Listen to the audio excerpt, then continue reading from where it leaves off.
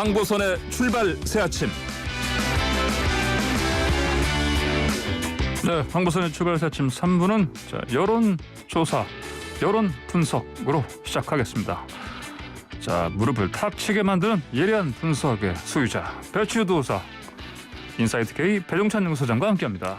안녕하십니까? 안녕하십니까? 일본 오염수 반대 배추도사 배종찬입니다. 아하, 예, 그렇죠. 오염수 혹시 맞으면 배추 참 힘들죠? 배추 불어 터집니다. 예, 그러니까 절대로 안 됩니다. 예, 자, 먼저 코로나 상황, 확진자 수가 지금 수도권 중심으로 늘고 있는데 사회적 거리두기 좀 여론 좀 봐야겠습니다. 먼저 여론도 상당히 민감합니다. 과연 어떤 결정을 내리고 어디에다 힘을 실어야 될지 또 4차 대유행 문턱이라는 전문가 진단이 나올 정도인데 지난주 금요일 사회적 거리두기 3주 더 연장되지 않았습니까? 예.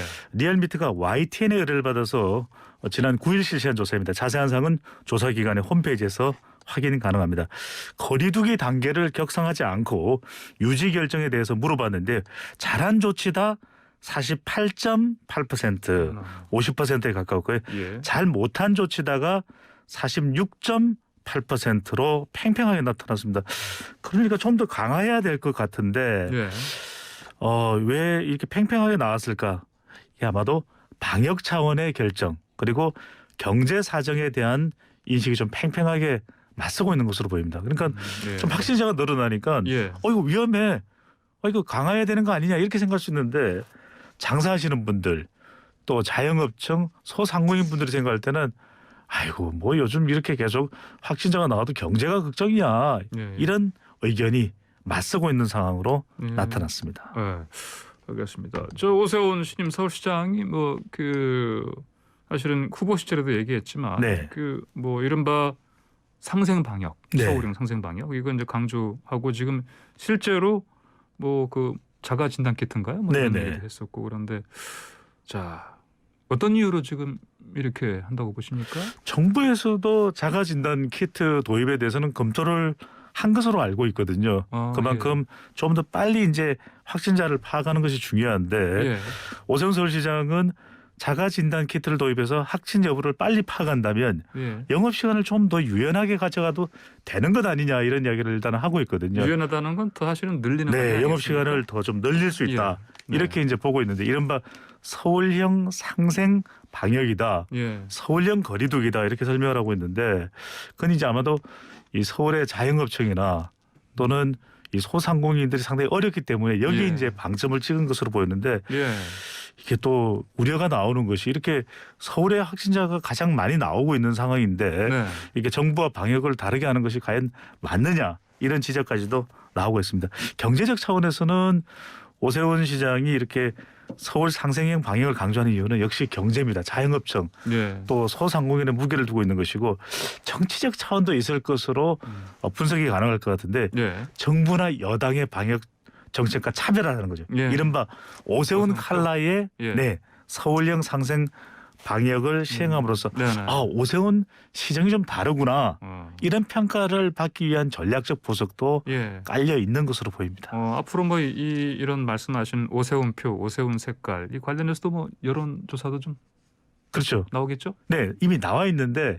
앞서 우리 YTN 조사를 소개해드렸기 때문에 따로 소개해드리진 않았는데 오늘은 그냥 여기도 아마 여론이 상당히 팽팽한 결과일 것으로 분석이 되는데 그만큼 민감한 거죠. 이게 정부 당국도 내일이나 이렇게 결정을 내릴 수 있는데 과연 이게 강화해야 될지 경제 사정이 안 좋다는데 어떻게 해야 돼? 이런 또 고민도 있는 것으로 보입니다. 알겠습니다. 자, 그리고 이제 선거가 끝나고 부동산 정책 관련해서 조사 이런 것도 있었죠. 그러니까 앞으로 부동산 정책을 어떻게 해야 되느냐. 이게 부동산 정책이 이번 선거에 결정적이었다. 부동산 선거였다. 우리 또 황보선의 출발 새 아침을 통해서 제가 분석을 해드린 바가 있었거든요. 그래서 분석 잘한다. 이런 또 평가를 받기도 했었는데 자아자찬을 또 했네요. 또 이 재보궐선거 이후의 부동산 정책에 대한 또 평가를 물어봤습니다. 한국사회여론연구소가 TBS 의뢰를 받아서 지난 9일, 10일 실시한 조사이고 자세한 사항은 조사기관의 홈페이지에서 확인 가능합니다. 최근 2, 3년 새 부동산 가격이 폭등한 최대 요인을 물어봤습니다. 정부의 부동산 정책 불신이 47.5%로 가장 높았습니다. 투기 심리가 28.8%인데 이 흥미로운 것이 중도층의 경우에는 이 전체 결과보다도 정부의 부동산 정책 불신이 더 높았습니다. 네. 20, 30대에서도 크게 차이 나지 않아서 이번 보궐선거 결과를 보면 예. 20, 30대 또 중도층이 중요하거든요. 이 부동산 영향이 컸는데 과연 이게 공급만 가지고 그러니까 불신이라는 이야기는 신뢰를 회복해야 된다는 의미일 텐데 예. 그래서 이 공급 세금이 아니라 오히려 정말 부당 거래나 이 시장 왜곡을 철저하게 막을 수 있는 예. 정부의 개혁 이것이 더 중요한 신뢰를 가져왔다라는 분석과 진단도 나오고 있습니다. 그러니까 공급도 물론 중요합니다. 예. 또 재산세, 부동산세도 중요한데 이것보다 아니 내가 적어도 집은 못 사도 이렇게 투기가 만연한 사회에서 살고 있다라는 기분만은 없어야 돼. 예. 없어져야 돼. 공정해야 돼. 이 인식이 더 강한 것. 바로 이것을 좀 되살리는 것이 정부의 부동산 정책 점수를 다시 회복할 수 있는 가장 중요한 포인트로 볼 수 있겠습니다. 예, 알겠습니다. 네, 지금 황보선의 출발 새 아침 여론의 모든 걸 속속들이 파헤치는 시간 배치도사 배종찬 소장과 함께하고 있습니다. 자, 유튜브로 보이는 라디오로도 함께할 수가 있고요. 네. 그리고 의견 주신 분들은요. 샵 0944번 유료 문자로 50원 유료 문자입니다. 의견 주시기 바랍니다. 자, 2030 세대 표심 이번에 네. 또 가장 큰 영향을 미치지 않았겠습니까? 그렇습니다. 2030 세대는 부동산 급등 이유가 투기 네. 심리라는 의견이 또 다른 연령대에 비해서 높았습니다. 결국 예. 부동산 정책 핵심이 공급, 세금이 아니라 많이 공급해 줄게요. 이것보다도 예. 부당거래 또 부정투기 등 비공정한 시장을 꼽았는데요. LH 사태로 공정성과 개혁성이 무너지자 이제 선거 민심까지 무너지는 상황. 그러니까 예. 빨리 신뢰를 회복하는 거.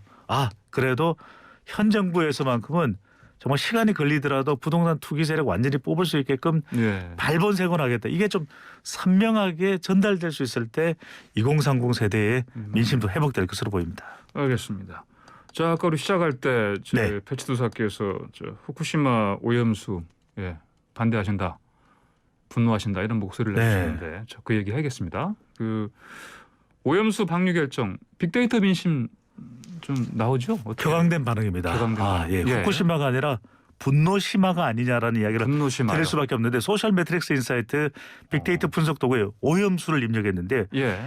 일본에 대한 격앙된 민심이 이제 언급량으로 연결되면서 어제는 3만을 넘을 정도였습니다. 그래요? 그러니까 3만이 넘는 정도면 예. 이 일상적으로 많이 검색이 되고 언급량이 높은 치킨, 예. 피자보다도 더 높은 거거든요. 치킨보다 피자보다 훨씬 더 높은 거죠. 그러니까 이러지 마. 네. 이런 현상으로 볼 수 있겠고요. 가장 높은 빅데이터 연구하는 일본 후쿠시마로 나타났습니다. 그만큼 지금 이 오염수 그러면은 일본이나 후쿠시마 외에는 생각할 수가 없다라는 반응으로 볼 수 있겠고 중요한 건 이제 긍정이냐 부정이냐 감성 분석인데 부정 감성이 절반에 육박했습니다. 긍정 감성보다도 2배 이상인데 계속 올라가고 있거든요. 정말 일본에 대한 이러시지 마.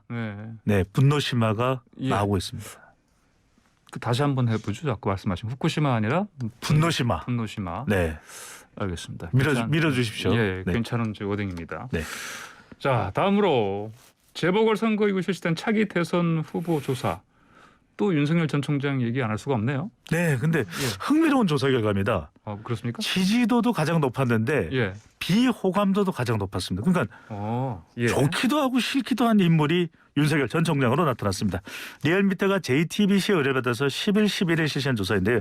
자세한 사항은 중앙선거론조사 심의위원회 홈페이지에서 확인 가능합니다. 차기 대선 후보로 거론되는 인물 중에서 누구를 지지하는지 물어봤는데 윤석열 전 검찰총장이 36.3%로 가장 높았습니다. 이재명 지사보다도 오차 범위를 넘어서 앞서는 결과인데 그런데 대통령감이 절대 아니라고 생각하는 인물을 물어봤는데 윤석열 전 총장이 22.8%로 가장 높았습니다. 그렇습니까? 그러니까 지지도도 높은데 대통령감은 아니다. 아니다. 윤석열은 아니다.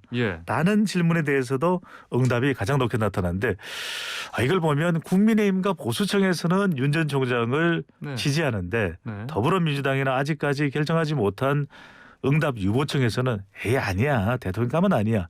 이런 응답 결과로 나타났습니다. 그렇군요. 네. 자, 그리고 문재인 대통령 지지율도 좀 봐야 되지 않겠습니까? 네. 하락 추세입니다. 근데 뭐 이 더 30% 초반에서 하락하는 건 아닌데 지난달 이제 LH 사태로 하락 국면에 접어든 이후 재보궐선거의 패배 영향까지 받고 있는데 문재인 대통령이 핵심 정치청 그러면 이거 세 가지만 아시면 됩니다. 호남, 40대, 화이트 칼라인데 이번 조사 호사화. 호사화입니다. 네. 최근에 나오는 조사 결과들을 종합적으로 분석해 보면 40대와 화이트 칼라도 좀 흔들립니다. 아직까지 호남은 견고한 편인데 이러다 보면 정말 30% 지지율이 무너지는 것 아니냐? 아니다. 무슨 소리야? 반등할 수 있다. 이렇게 또 전망도 나눠지고 있습니다. 예, 그렇군요. 자, 근데 또 30%의 법칙 이런 얘기 나오던데. 그렇죠. 제가 청취율 조사를 할 때는 항상 항보선의 출발세 아침 말씀드리는데 요즘 대세 유행어가 또 황추세입니다. 우리 프로그램에 대해서 상당히 많은 분들이 관심인데 저도 한번 좀 밀어보려고요. 30%의 법칙.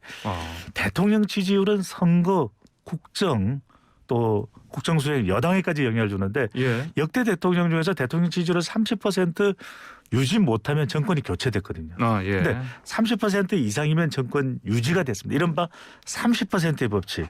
그래서 문재인 대통령은 30% 지지율 유지할지가 차기 대권 정권 교체냐 유지냐 가장 중요한 기준입니다. 앞으로 이 부분을 집중적으로 또 초점을 맞춰서 분석을 해드리겠습니다. 30%의 법칙 많은 관심을 좀 가져주시면 좋겠습니다. 시리즈로 계속 나가는 겁니까? 우리 황출세에서만요? 네네. 그죠. 단독이죠. 알겠습니다. 기대하겠습니다. 자, 그리고 아무래도 이제 그 대통령 지지율 반등 관련해서 여당도 그렇고요. 뭐 이제 청와대 참모진이라든지 개각이라든지 뭐 인적 쇄신 또 국민과의 소통 이런 게 중요하다 이런 지적이 나오는데 어떻게 보십니까? 중요합니다. 그런데 중요한데 국무총리가 누가 되느냐, 정무수석이 누가 되느냐, 암물 암궁. 그러니까 별로 이게 국민들이 아주 크게 궁금한 것은 아니거든요. 누가 하느냐보다는 무엇을 하느냐가 훨씬 더 중요하다. 그래서 중도층을 회복하고 2030 세대의 민심을 또 다시 반등시켜야만이 국정 동력을 살려갈 수가 있거든요. 그렇다면 앞으로의 투표 기준은 이념이 아닌 이해다. 이념 아닌 이해다.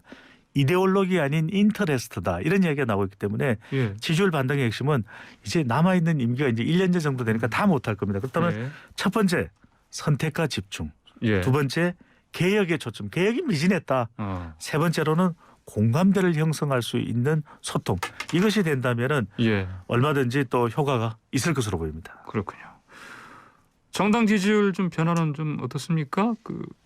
민주당 그리고 그러니까 지금 지지율이 만약에 뭐 원내대표 지금 선거 내일 있고요. 그렇죠? 그다음에 그 전당대회 다음 달 2일에 있는데 이런 거 좀 이런 지지율에 영향 줄 것 같죠, 당연히. 그러니까요. 제가 누가 될지 정답을 말씀드리면 좋은데 우리 또 출발세 아침에 신중하거든요. 이런 것도 너무 미리 공개하면 천기누설이 될 수 있는데 바로 내일입니다. 오전 10시에 원내대표가 선출되는데 이게 또 정당 지지율에 상당히 영향을 줄 수 있으면 윤호중이냐 박완주냐, 법사위원장이냐, 자 3선 또 새신파로 불리는 천안을 지역구를 두고 있는 의원이냐. 근데 윤호중 의원은 뭐 당권파로 이야기되면서 기존 질서를 유지하겠다. 또 박완주 의원은 또 새신파 이야기가 나오고 있는데 글쎄 자 누가 될까요?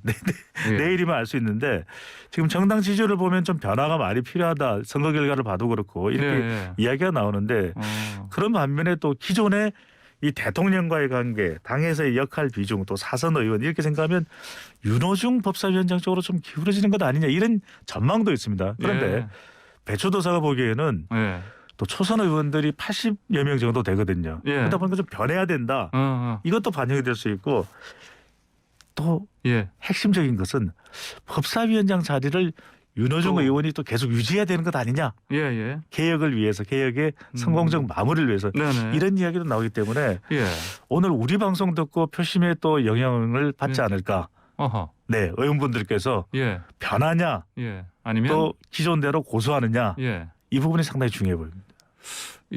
지금 배치도사님의 표정을 봐서는 뭐 어느 방향인지 좀 감지가 되는 것 같은데 그 얘기는 구체적으로 할 수는 없겠습니다. 오늘 말씀 여기까지 듣겠습니다. 고맙습니다. 감사합니다. 지금까지 인사이트 K 배종찬 연구소장이었습니다.